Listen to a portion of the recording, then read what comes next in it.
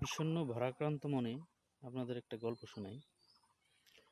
গাধাকে যখন সৃষ্টি করা হলো, তাকে বলা হলো যে তোমার কাজ হলো সারাদিন অক্লান্ত পরিশ্রম করা, পিঠে ভারী ভারী বোঝা বহন করা, আর তোমার কোনো বুদ্ধি থাকবে না, আর তোমার আয়ু হবে 50 বছর। তখন গাধা চিন্তা করে সৃষ্টিকর্তাকে জানাইল যে হে আমার সৃষ্টিকর্তা, আমি এত বছর বাঁচতে চাই না, আমার আমার আয়ু 30 বছর করা হোক। তখন সৃষ্টিকর্তা তা মঞ্জুর করলেন। এরপর কুকুরকে সৃষ্টি করার পর কুকুরকে বলা হলো, তুমি হচ্ছ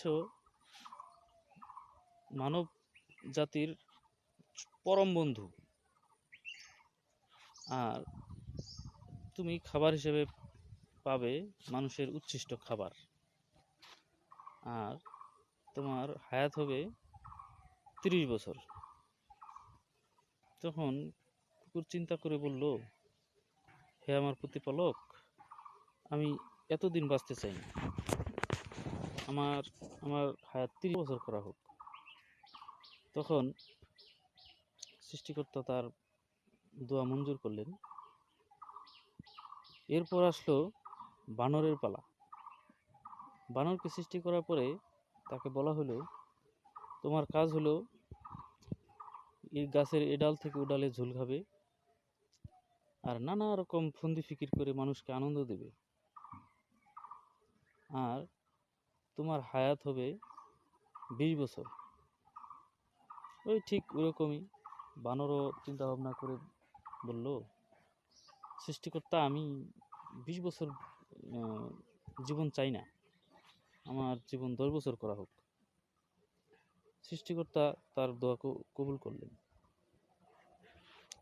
এরপর আসলো পুরুষ মানুষের পালা, মানব জাতির পালা। সৃষ্টিকর্তা মানুষকে সৃষ্টি করার পরে বলল, মানে পুরুষকে সৃষ্টি করার পরে বলল যে তোমার হায়াত হবে 20 বছর, আর তোমার বুদ্ধি, বিচক্ষণতা, বিবেক সবকিছু থাকবে, যত প্রাণীকুল আছে সব থেকে বেশি। তাই তোমাকে আশরাফুল মাখলুকাত হিসাবে গণ্য করা হবে।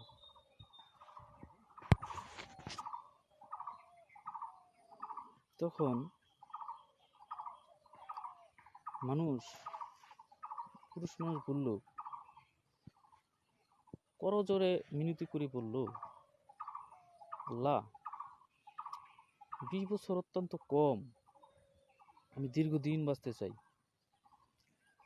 ওই যে গাধা 30 বছর নেয়নি, সেই 30 বছর আমাকে দেওয়া হোক।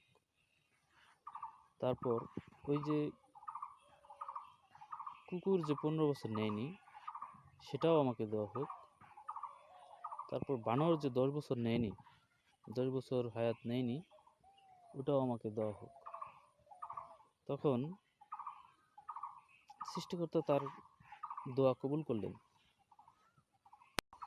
সেই থেকে পুরুষ মানুষ, মানে ছেলেরা পুরুষ মানুষ হিসেবে বাঁচে 20 বছর, আর 30 বছর সেই গাধার মতো সংসারের ঘানি বোঝা টানতে টানতে চলে যায়, আর সেই 15 বছর সেই কুকুরের মতো ছেলেরা যা দেয় তাই খেয়ে বেঁচে পড়ে থাকে।